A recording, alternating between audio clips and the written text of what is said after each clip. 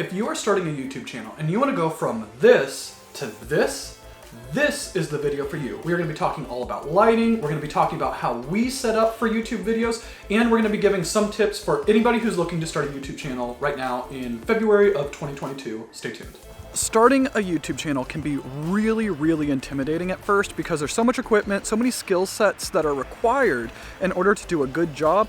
And for this week's video, I'm going to be guiding everybody through how we start our YouTube videos here at Leviathan Snakes, as well as give some tips that we've kind of learned and used throughout the process to make sure that you can start your channel successfully, grow it, get people to engage with it, and ultimately be successful.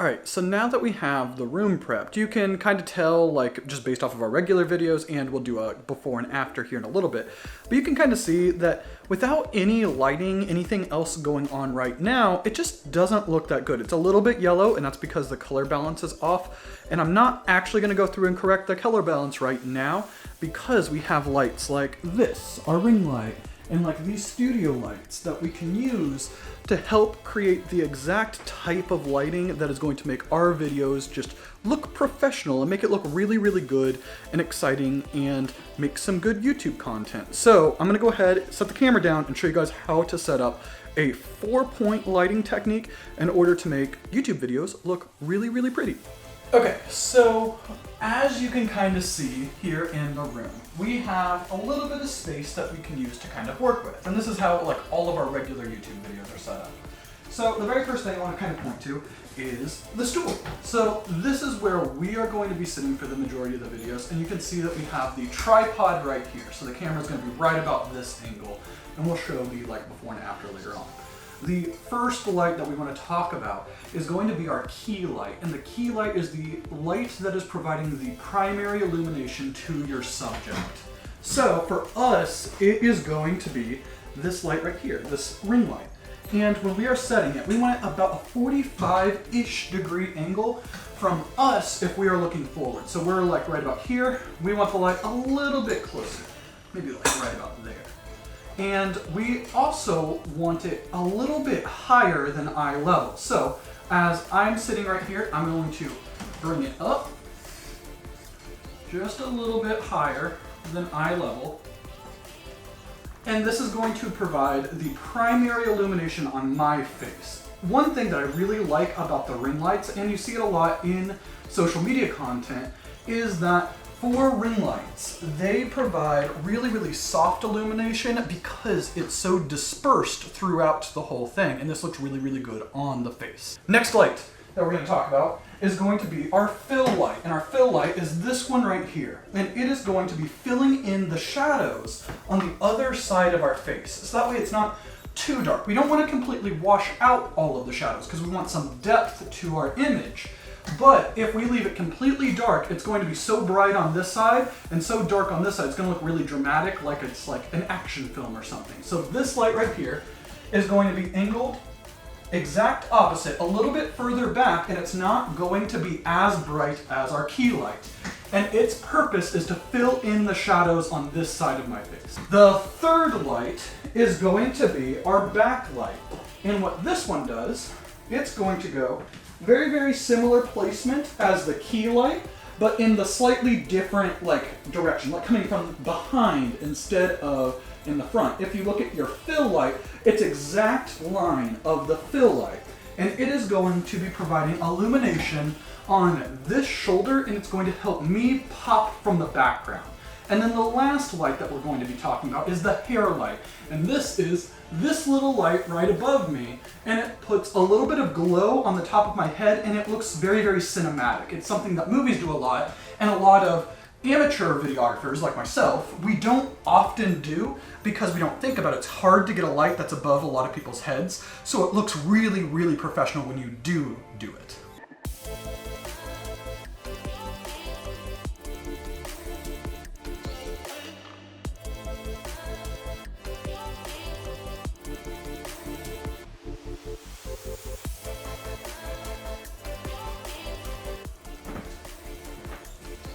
All right, we are almost there, but there's a couple different things I want to point out. One is that we have none of our lights turned on, so that's one thing. Two, we are using a lens that I really like for like vlogging, like handheld, but I actually like a separate lens. It is a 22mm because it has a lower f-stop. It has a wider aperture range than this one does. So I like using that one for like still videography where it's on the tripod. So I'm gonna switch out the lenses and then I'm gonna show you what that lens looks like, as well as show you how all of it changes once you use lighting. All right, so this here is new lens, but the camera is a little low because as I sit up, it's like more on my chest. And I want to angle it just a little bit differently. So give me a second, I'm gonna make some adjustments.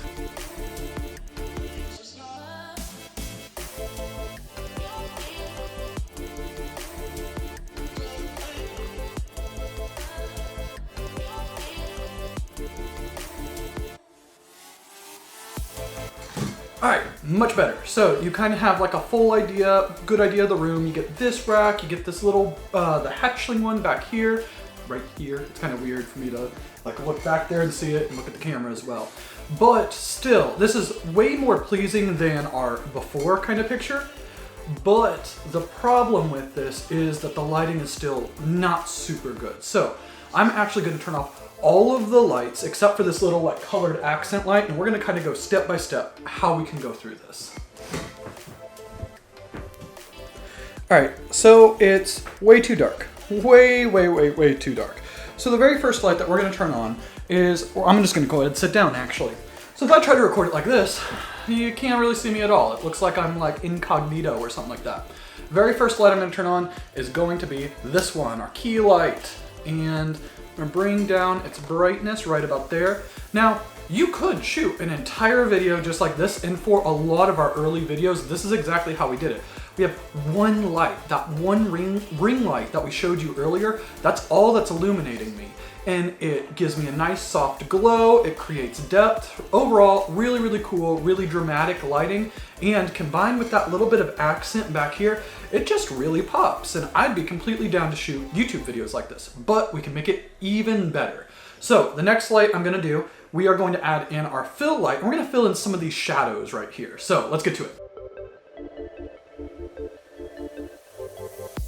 It makes me look like a regular person. And again, you can completely go through an entire video just like this.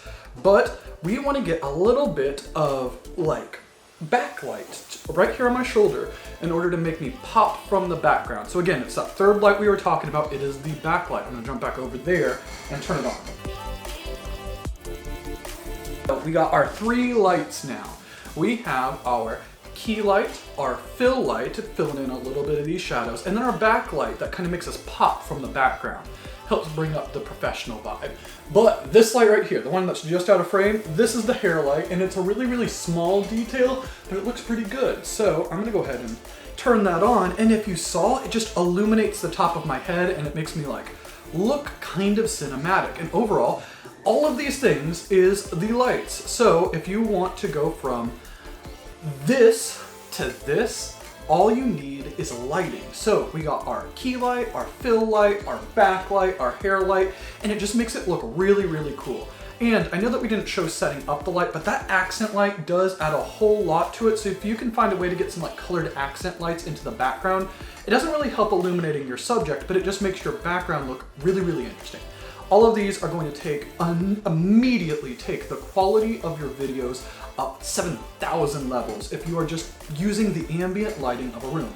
Also, this right here, this is Abaddon. He is our visual toffee male that we picked up from Garrick DeMeyer over at Royal Constrictor Designs. He is being paired to our visual albino girl, and we are super excited because Toffinos are just gorgeous, and they are honestly one of Courtney's favorite projects, period, even though we don't have a whole lot of toffee stuff. So We are stoked to have him, and huge thanks to Garrick, though we had bought him probably about several months ago when we got him. But anyways, back to the video. So if you are planning on starting a channel, we're kind of gonna move away from the whole setup of a video and go into like, what do you talk about and how do you really craft videos? One thing that I think is really, really important is that you should have a purpose, a point to every single video. And obviously, there are going to be some YouTubers out there that are just showing a day in their life. And this does work, but I think that for a lot of people who are starting YouTube channels in 2022, this content most likely isn't going to go very well for newer people onto YouTube like us, because you don't have the audience who is invested in you to really care about what's happening in your day-to-day life. Instead, I think if you can focus on specific topics, and the topics can do one of three things. One, and this is the one that we try to do the most, is to educate people. If you can teach somebody a topic or a lesson or a skill or anything like that, you are going to get viewers and you are going to provide value to your audience, and that this is going to help build up your brand and your community, and when it comes to ball pythons, make some really, really loyal customers because they want to repay all of the countless hours that you have spent teaching them things about the hobby. So it can be any topic if you're going to go the education route, and you don't have to worry about if it's already been done before, because everybody does something differently and everybody has a different style. So if you wanted to go through and make a video on identifying all of the different morphs that you have in your ball python family, that's perfect material, and just spend one video a week or however often you post focusing on a different morph. You can go through all of the different things that you had questions for when you first started and make a video to answer them. And this is something that we try to do in our first season, a ball python breeding starter guide, is make a video that answers at least one question on every single thing that we had questions about when we started. So just a couple different content ideas. Whenever you are making your video, pick one topic, just one topic, be super focused, and just talk about it. And it doesn't have to be perfect. And this is probably the most important lesson, the most important tip for YouTube is don't worry about perfection. If you don't have the lights, if you don't have all of the studio equipment, don't worry about it. You don't need it to get started. I think that YouTube, videography, especially speaking in front of a camera, for me at least, all of them are skills that you can develop through practice. And the only way that you're going to get that practice is if you make videos. So real quick story. When we first started our YouTube channel, Courtney and I, we both do videos, but whenever it would come time for my parts, if I were supposed to be talking in front of the camera, it felt like I was singing in front of people. And I was so uncomfortable by it, like it literally made me embarrassed. I would just flush red whenever I do it, that I would I would plead for Courtney to leave the room so that way I wasn't as embarrassed and I could actually get through my parts. But after doing several different videos, you get better at talking in front of a camera because it is a different skill and it's different than talking to another person. You get better at it, but the only way you are going to get better at it is if you make the videos to begin with. So my first tip, if you are starting a YouTube channel, is make a list of a bunch of different topic ideas, like maybe 5 or 10, and then just record the videos. Don't worry about fancy lighting. Don't worry about equipment. Don't worry about editing yet. Just record the videos. Get the A-roll down. So A-roll, real quick cinematography, videography, like vocab lesson, I guess, is A-roll is the video clips that contain the sound, the primary through line of your footage. So in this case, like me sitting down talking in front of the camera, this is our A-roll. And then anytime that we have like the time lapses or like a close-up on the snake, that is called B-roll. And B-roll is going to be something that you can add in later on after you have already gotten all your A-roll done. So that's really important. Make your 5 to 10 different content ideas and then record the A-roll. Just set up the camera and talk about it. And don't worry if you say don't worry if you stumble. If you mess up so bad that you want to re-record it, that's fine, but you have to finish the video. That's the thing. Once you have recorded the A-roll of a video, my next advice is to change the camera angle a little bit. So if you were like a mid shot, like this one is, move it in a little bit closer and focus on your hands if you're holding a snake, or go to like a slightly different angle and just kind of talk. And you can say the exact same thing that you had said already, but what you are doing is you are getting B-roll. This is footage that you can intersperse throughout your video, throughout the A-roll, and make it more visually interesting. And this alone, just simply adding in B-roll, adds a huge level of professionalism and ups the production quality of your YouTube videos, and it will make you stand out. So I definitely think that the first thing that you should try to do is pay attention to your lighting. Once you do your lighting, get your A-roll down, and then once you have your A-roll, then go for B-roll. That's when you want to look at it. Once you get B-roll, it's kind of a little tricky, and it's hard to know exactly when you are supposed to put in B-roll and when you're not supposed to put in B-roll, and you kind of I want to say like develop an ear for it. Maybe you develop an eye for it as you get more and more practice. But generally speaking, what we do is we try to identify beats, like when you're speaking, there's a line that you're saying, and this line has like a cadence to it, and within the cadence, almost like on the beat of the music of speech, that's when we're putting in B-roll. And we don't want all of the stuff to be B-roll, and we don't want it to go so long that it's just me talking, because I'm not the prettiest person to look at. Courtney is, but not me, so that's why we got to focus in on snakes. But when you are getting your B-roll, you want a lot of it. If you have a 10-minute video, you want 5 minutes of B-roll, but you might only actually use 2 to 3 minutes of the B-roll. You want way more B-roll than you actually have video to put it all into. So just something to keep in mind when you are considering what to record when you are getting your videos going. Another thing that I think is really, really important, more important than, almost as important as the visual elements, and that is audio. And I genuinely think that if you have just a camera with you talking to it, that can be okay, but simply adding in some royalty-free background music. So all of our music that we use comes from Bin Sounds, which you can use some of their songs for free and you just attribute them, but you can also spend, I think it's like $30 for a license, and then you don't have to worry about attributing them. We really, really like them, and the reason why we spend the $30 for it is that, one, we want to support other creators, and music creators are equally valid and just as important as any video creator. In addition, if something were ever to happen, like if that creator who made the sound decides that they don't want people to use it anymore, we want to make sure that we have a license, that way we can continue to use it as long as our license is valid. So if you have the money, I highly recommend paying for a license, even if you choose to go ahead and credit them anyway, because Bin Sounds is awesome and I really, really like them.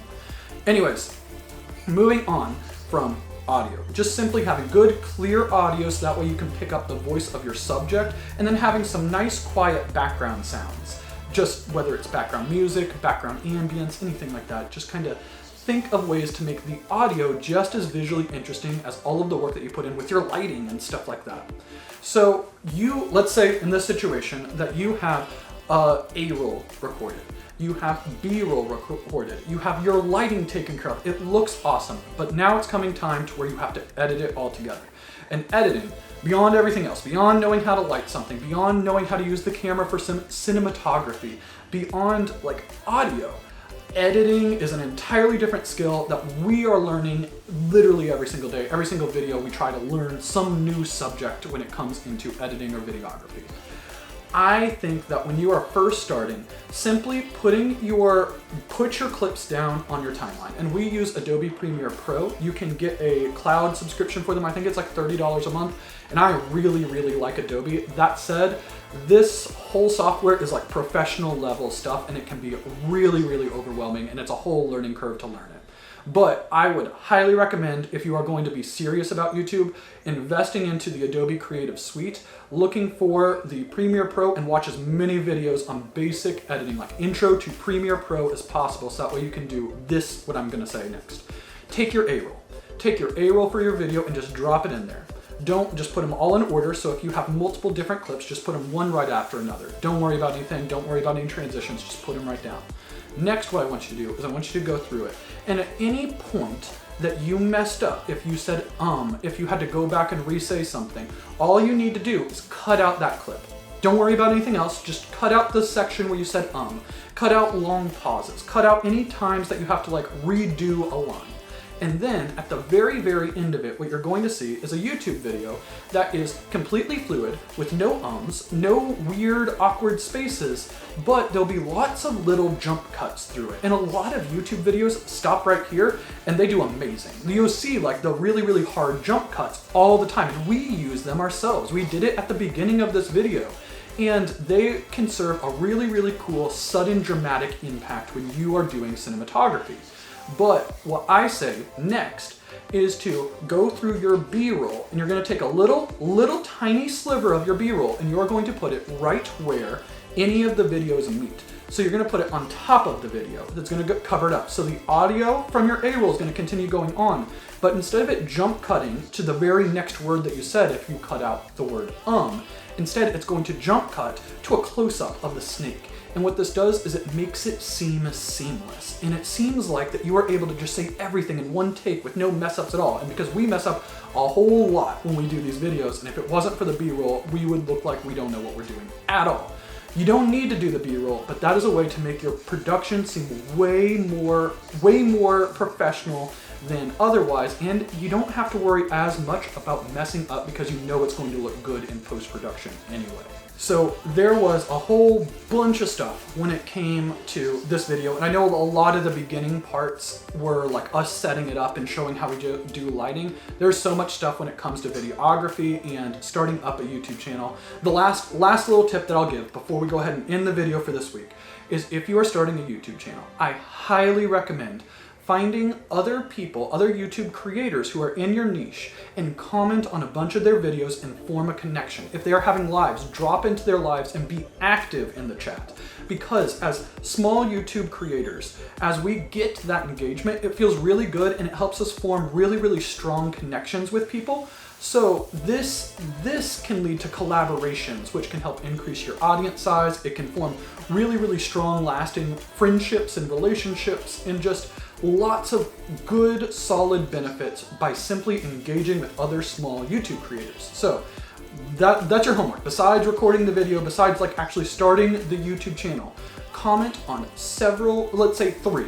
Comment on 3 different small YouTube creators on multiple of their videos. And if you have a small YouTube creator live that's in like your niche, drop into it, be active in the chats, and just meet people, essentially. Meet people online, however it goes. But anyways, I hope you guys enjoyed the video. If you did, please like, comment, subscribe, and we will see you next week.